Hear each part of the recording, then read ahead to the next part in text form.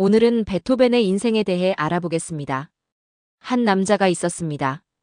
그의 음악은 시대를 초월하여 우리의 영혼을 울리고 그의 삶은 역경을 넘어선 위대한 승리의 기록으로 남아 있습니다. 그는 비극적인 운명에 맞서 싸우며 고통 속에서 불멸의 멜로디를 꽃피웠습니다. 오늘은 그 남자의 이야기, 루드비히 판 베토벤의 삶 속으로 들어가 보겠습니다. 1770년 12월 17일, 독일 본. 차가운 겨울 공기 속에서 한 아이가 태어났습니다. 그의 이름은 루드비히 판 베토벤. 그의 아버지는 궁정 가수였지만 알코올 중독에 시달리며 어린 베토벤에게 엄격하고 때로는 폭력적인 음악 교육을 강요했습니다. 모차르트와 같은 신동을 꿈꾸던 아버지의 집착은 어린 베토벤의 삶을 고통으로 물들였습니다. 생각해보세요. 어린 나이에 밤늦도록 악기 앞에 앉아 아버지의 매서운 눈빛 아래 연습에 매달렸던 소년의 모습이 어땠을까요? 하지만 그 고통 속에서도 베토벤은 자신만의 음악 세계를 조금씩 구축하고 있었습니다. 그의 내면에는 이미 위대한 음악가의 씨앗이 심겨져 있었던 것이죠. 베토벤은 아버지의 강압적인 교육에도 불구하고 뛰어난 재능을 보였습니다. 7세에 공개 연주회를 열고 10대 중반에는 궁정 오르간 연주자로 활동하며 이름을 알리기 시작했습니다. 그의 비범한 재능은 곧 당대 최고의 음악가들의 귀에까지 들어갔고 특히 요제프 하이든은 베토벤의 잠재력을 높이 평가했습니다. 1792년 22세의 베토벤은 꿈을 찾아 음악의 도시 빈으로 향합니다. 그곳에서 그는 하이든의 제자가 되어 작곡 기법을 배우고 빈 상류층 사교계에서 피아노 연주자로 명성을 얻기 시작합니다.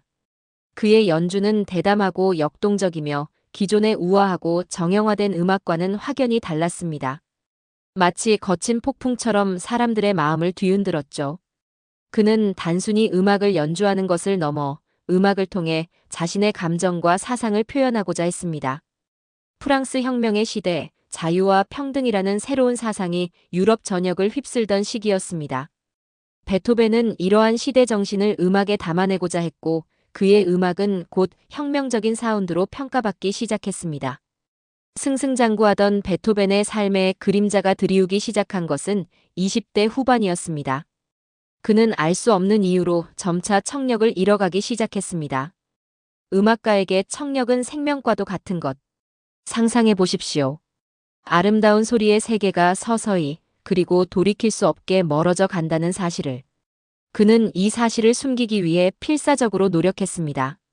사람들과의 대화를 피하고 혼자 고독한 시간을 보내는 일이 잦아졌습니다. 하일리겐 슈타트 유서는 그가 얼마나 깊은 절망과 고뇌에 빠져 있었는지를 보여주는 증거입니다. 유서에서 그는 삶을 포기하고 싶다는 충동을 고백하면서도 오직 예술에 대한 열정으로 삶을 이어나가겠다고 다짐합니다. 이 시기 베토벤의 음악은 더욱 심오하고 격정적으로 변했습니다. 청력을 잃어가는 절망 속에서 그는 내면의 소리에 더욱 귀 기울였고 그 소리들은 위대한 교향곡과 소나타로 승화되었습니다.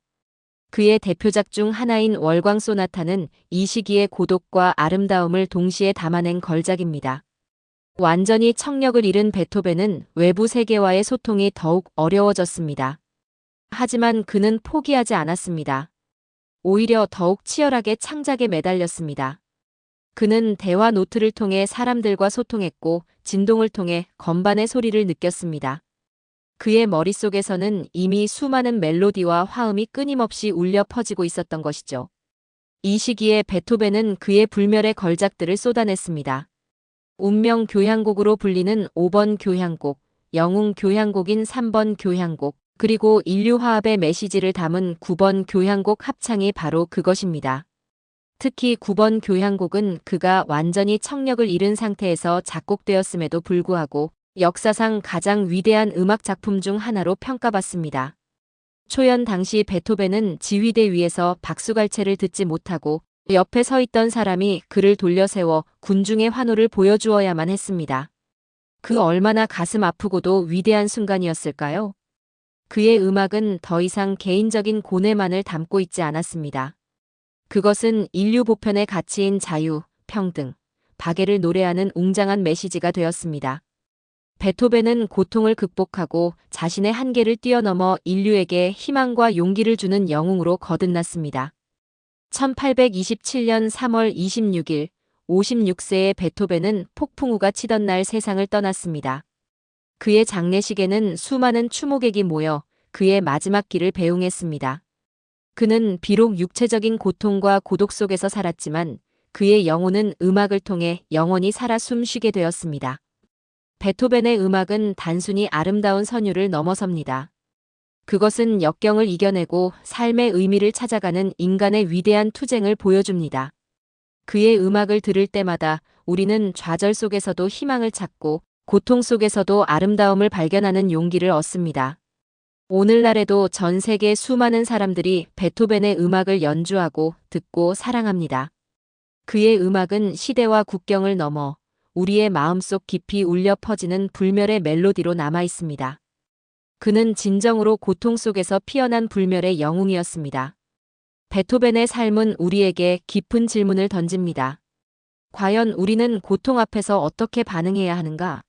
한계에 부딪혔을 때 어떻게 나아가야 하는가? 베토벤은 그 질문에 대한 가장 아름답고 감동적인 대답을 음악으로 남겼습니다. 그의 음악은 오늘도 우리에게 속삭입니다. 운명은 이겨낼 수 있다. 인간은 위대하다. 희망은 언제나 존재한다. 앞으로 여러분이 베토벤의 음악을 들을 때 단순히 아름다운 선율만을 듣는 것이 아니라 그의 고뇌와 열정, 그리고 불굴의 의지를 함께 느껴보시기 바랍니다. 그것이 바로 베토벤이 우리에게 남긴 가장 위대한 유산일 것입니다. 내용이 좋으셨다면 구독, 좋아요 부탁드립니다.